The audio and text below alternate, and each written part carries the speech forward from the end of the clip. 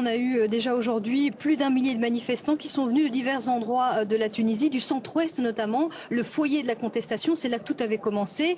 Et des manifestants d'ailleurs avaient promis de rester sur place devant le siège du gouvernement et de braver le couvre-feu. Alors on n'a pas pu se rendre sur place nous-mêmes, mais on a entendu encore il y a quelques minutes beaucoup de bruit ici aux alentours, des manifestants qui continuent à scander des cris dans la rue. Donc on imagine que certains d'entre eux ont effectivement réussi à braver ce couvre-feu.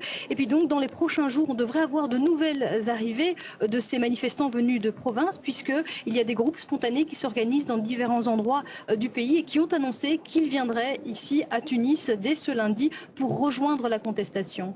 Et puis Pauline, le bras de fer se poursuit entre le gouvernement de transition et les Tunisiens et pas uniquement dans les rues.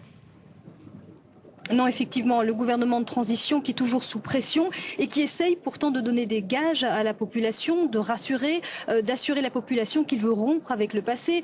Aujourd'hui, ce dimanche, le gouvernement a annoncé l'arrestation du patron d'une télévision privée, Hannibal TV, et de son fils, qui sont tous deux des proches de l'épouse de l'ex-président Ben Ali. Ils ont été arrêtés pour trahison. Le gouvernement les accuse de vouloir stopper la révolution. Et puis il y a eu 2 autres arrestations de hauts responsables de l'État, le président du Sénat et une autre éminence grise du régime Ben Ali. Ils ont été arrêtés, placés sur surveillance, sur résidence surveillée. Et c'était également 2 personnages très haut placés à l'époque de Ben Ali. Donc le gouvernement essaye de donner des gages, mais de leur côté, les manifestants veulent encore continuer la contestation, puisque dans le syndicat du primaire, de l'école primaire, on a appelé à la grève pour ce lundi, à la grève alors que les écoles devraient rouvrir après 2 semaines de fermeture.